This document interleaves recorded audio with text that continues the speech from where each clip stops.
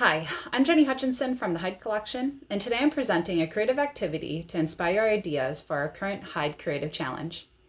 The Hyde Creative Challenge is an online creative talent show where participants can submit a piece in any media inspired by a permanent collection artwork, Homage to the Square, Moonstone by Josef Albers. For more information on how to enter this creative challenge, fast forward to the end of this episode or check out our introductory video on the Hyde Collection's YouTube page called Introduction to the Second Hyde Creative Challenge. Now let's get into the exercise. Colors, as Josef Albers found, can find a nonverbal form of communication. As Albers noted, people can have a physical reaction to a color, which includes how our eye sees color. Albers discovered we interpret a hue of color based upon how other colors surround it. Other artists like Wassily Kandinsky noticed people may also have an emotional reaction to color. Color is therefore connected to our memory in very unique ways. In this exercise, we will consider how the color wheel can assist in selecting colors to present emotional or physical response to a color in your own work. This is something that marketers do all the time because companies understand that color can help an individual know or understand something about their product subconsciously. Let's begin. For this exercise, you will need to select a material or means of making that you have access to.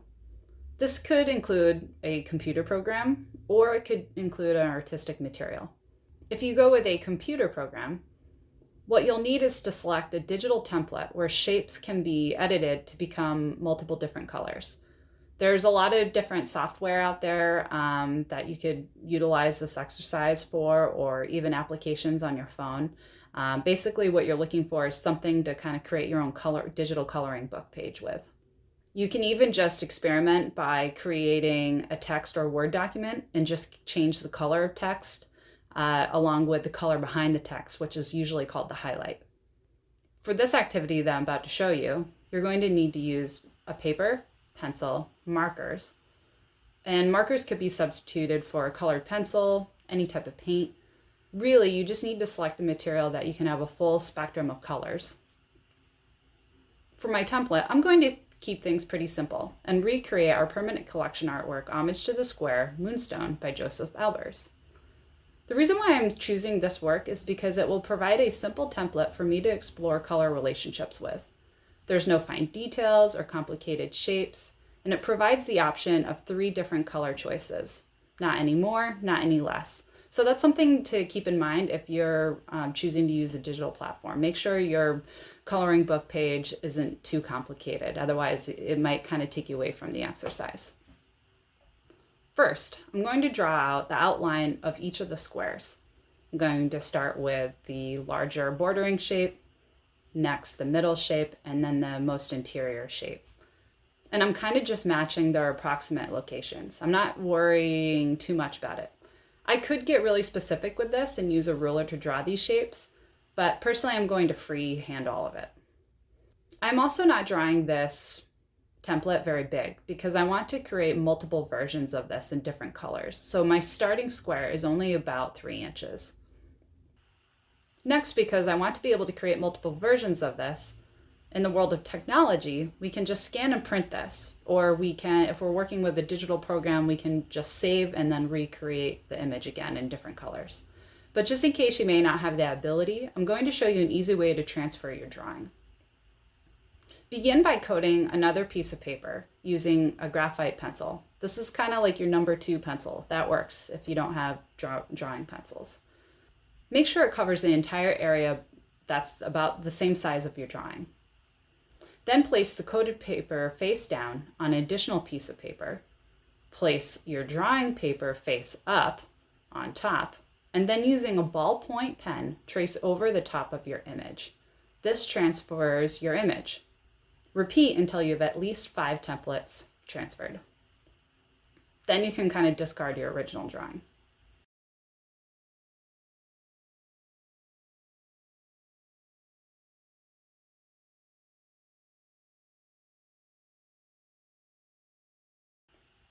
Now, let's look at the color wheel.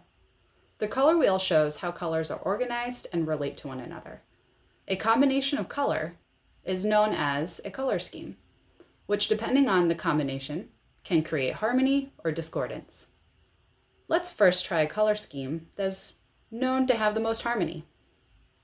This, by the way, is also why we like landscapes so much, because they tend to have this type of color scheme naturally.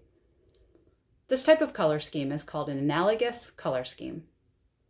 Analogous colors are located next to each other on the color wheel. So for example, I'm going to use blue-green, blue, and blue-violet. Blue-green and blue-violet are what are known as tertiary hues, meaning it takes the primary color, blue, along with its secondary colors, violet and green, to create those tertiary colors. Now let's say we want more excitement here. Less harmony, more discordance, or a better term to use is contrast. Now we can look across the wheel for a color's complement.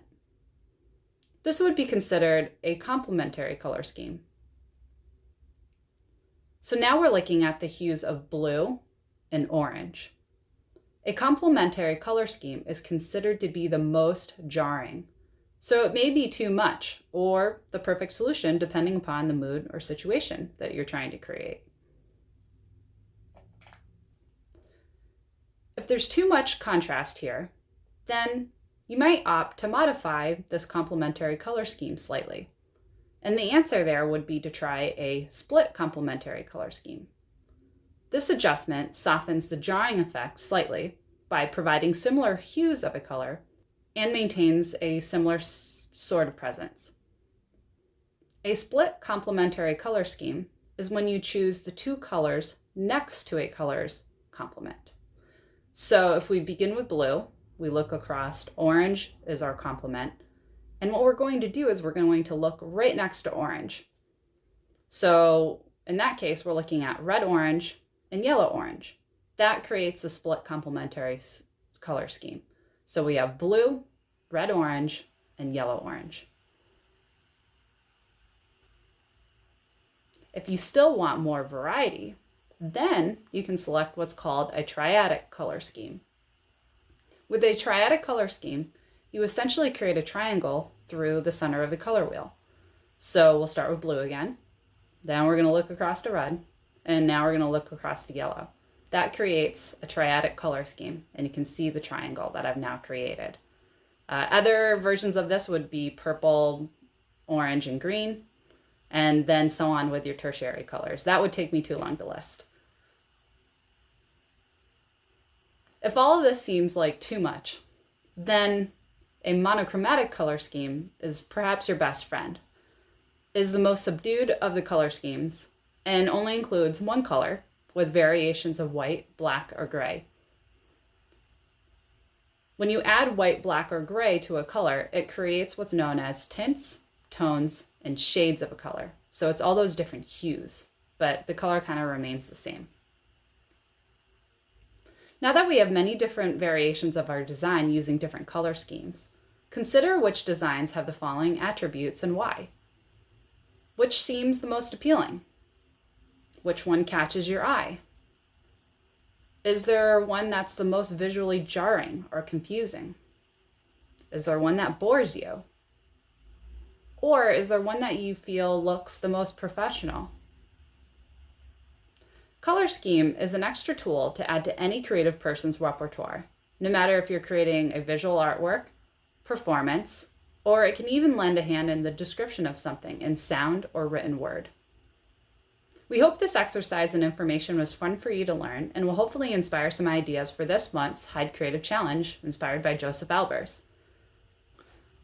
For more information on this program, please check out the following slide, or as I introduced in the beginning, you can check out our introductory video on the Hyde Collection's YouTube page called The Introduction to the Second Hyde Creative Challenge. Hope you have a wonderful rest of the week, and we'll see you soon. Bye!